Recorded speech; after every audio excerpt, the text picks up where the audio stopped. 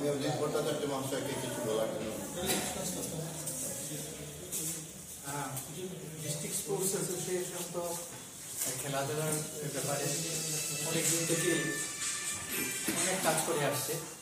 তো আমি কোনো সময় ছোটোখাটো ব্যাপারে ডিস্ট্রিক্ট স্পোর্টস অ্যাসোসিয়েশনকে সঙ্গে আমি থাকি। আর এইবার একটা ব্যাপার খুব আমাকে আনন্দিত করেছে যে NM গুপ্ত ট্রফিটা যে এবার ডিস্ট্রিক্ট স্পোর্টস অ্যাসোসিয়েশন আবার করতে পেরেছে। কারণ আমার ছোটবেলা থেকে আমি NM গুপ্ত দেখছি। আমি যখন নরসিংহ স্কুলে পড়তাম আমার এটা একটা পাস পেতাম আমরা কার্ড। এটা চারিদিকে নাম্বার দেওয়া থাকতো, 1 2 3 4 5 এরকম করে থাকতে আমরা গেটে আসতাম, টিক দিয়ে দিত। প্রথম দিন দেখা হয়ে গেছে, আরেকদিন আমি আসতে পারতাম না, বন্ধুকে দিতাম 2 জায়গায়। এইভাবে এনজয় করেছি এখানে, এবং অনেক বড় বড় ইস্ট বেঙ্গল মোহনবাগানের মতো টিম এসে খেলে গেছে এখানে।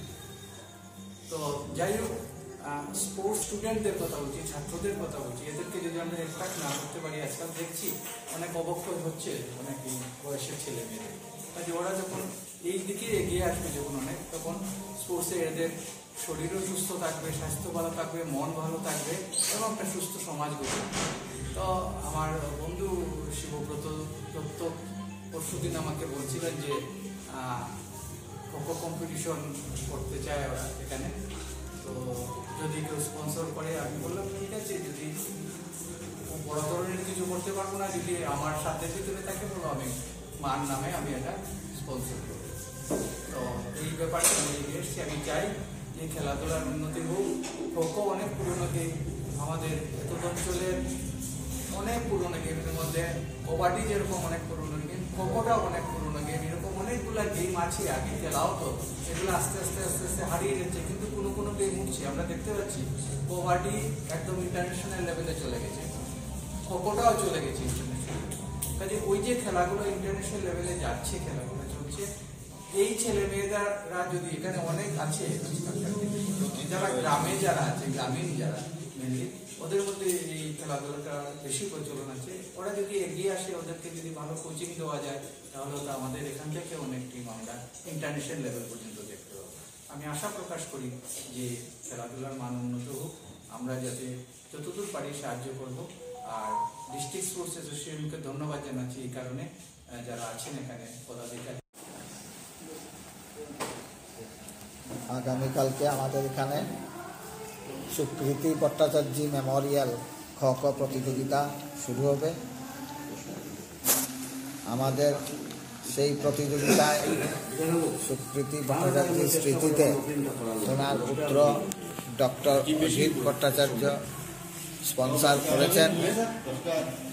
আগামীকাল এবং আগামী পরশু অর্থাৎ 25-26 দুদিনেই খোখো টুর্নামেন্ট চলবে।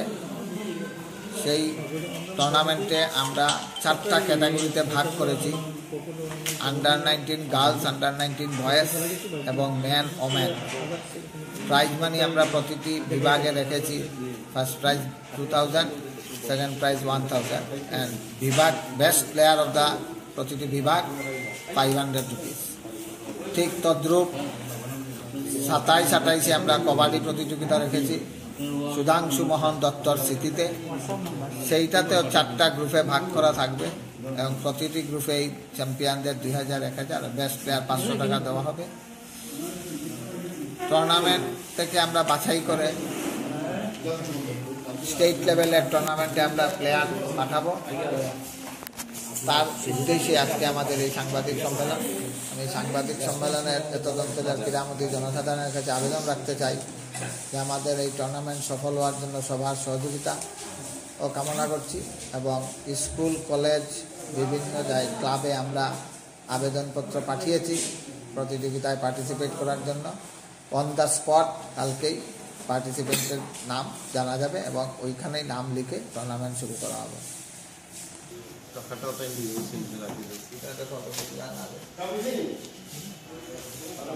এখনো